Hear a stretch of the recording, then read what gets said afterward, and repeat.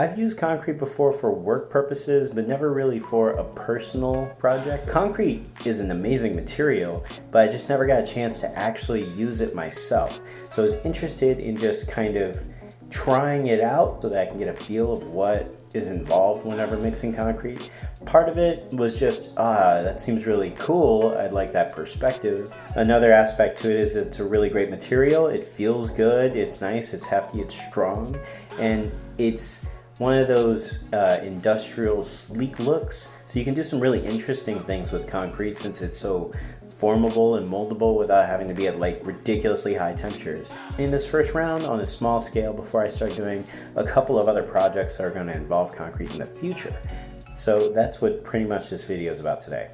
So quick rundown of all the materials that you need. You need some form of concrete, a mixing container, a plastic one is preferred, and molds that are capable of being deformed a little bit in order to get your mold all the way out. So for the small scale test, we have a couple of molds. These ones we just got from Target. They were in the dollar section and they seem like the perfect pieces to actually try out concrete for the first time. You can see they're a little bit malleable, so it wouldn't be hard to pop out concrete. The idea right now is we're gonna take these molds, take concrete, and put it in these molds. Genius. This test will kind of get an idea of what the consistency for concrete should be whenever we're pouring it into molds. I'm looking for more of a smooth consistency, something that is nice to the touch, as well as little mess as possible, mostly so we can be as material efficient as possible. So that's kind of what we're looking at here. So we do actually have a use for these once they cure. We're gonna try and make a little tic-tac-toe game in the future, and these would be the O's. So in the near future, I got to figure out how to make a little mold that's basically the same thing, but with either squares or X's. So we're gonna figure that out. That's gonna be coming in a different video though. All right, so we're going for 8 ounces of this stuff. That's about it. That's about as good as you get on 8 ounces. All right, so we're gonna start this process. We have 8 ounces of concrete, just under 2 ounces of water. Pretty much we're just gonna add the water to the concrete and then just get to mixing.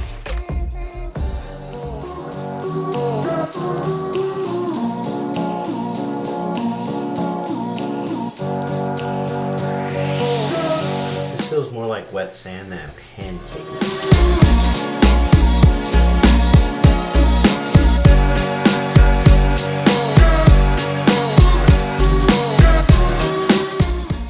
I have a feeling I need a little more water. And they say a ridiculously small amount of water goes a very long way. So.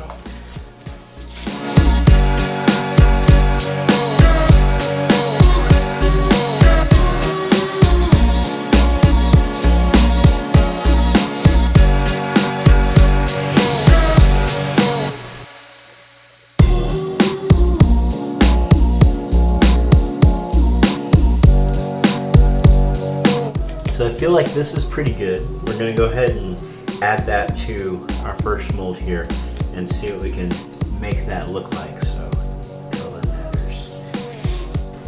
I wanna make sure it gets to the corners because that's what the finish will look like at the end.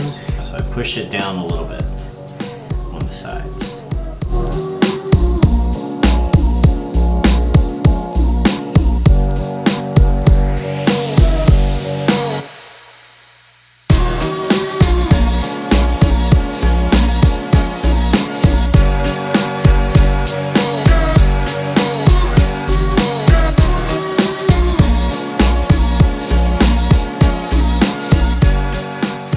Tell the difference between a shaken mold, a shaken pour, versus a non-shaken pour. So you can see this one on the left is significantly smoother than the one on the right, which has a lot of imperfections.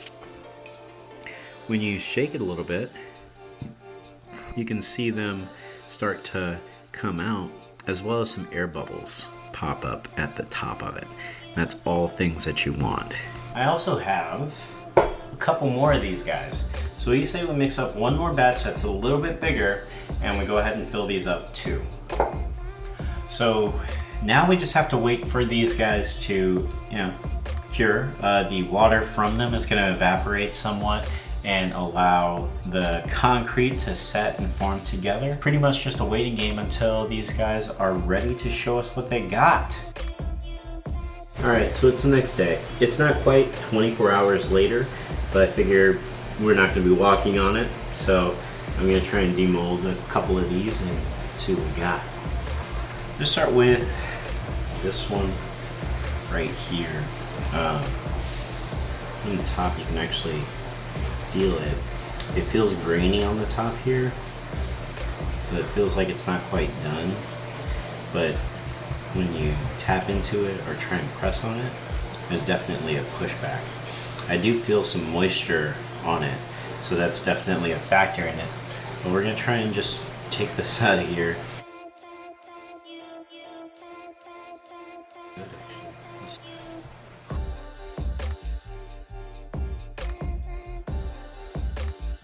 Looks good. It's got those bubbles like we were talking about on the sides, but it's really smooth. But it is super smooth.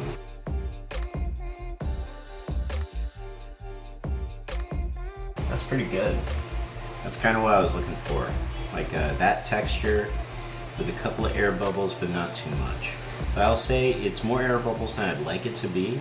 So the way we could fix that is by making it a little bit more flowy. Whenever you add too much water, it makes it flow more, but so it'll get into those pockets. That does decrease the strength of the material. So we're gonna leave these guys out the way they are right now, and we're just gonna kind of let the chips fall where they may on this one.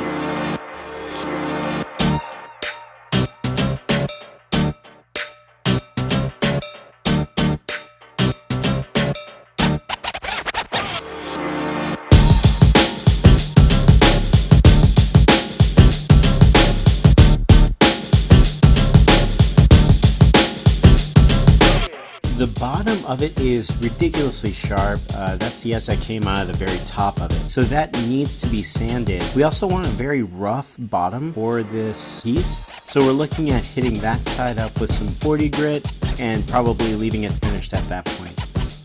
All in all, we're really happy with how the model came out straight from the mold. It's super smooth, and aside from some of the larger air bubbles, it really is a finished piece at this stage. The air bubbles we're going to solve by having a more flowy mix next time, so a little bit more water can probably tackle some of those issues. Thank you so much for watching. Subscribe to get the latest updates on our fitness, family, and finance-centered goals. Bye.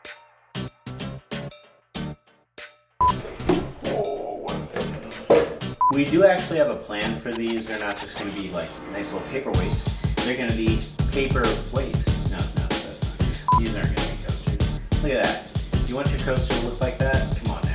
Be flat on top and then look like that on the bottom? No. Show me what you got. Show me what you got. Give me here.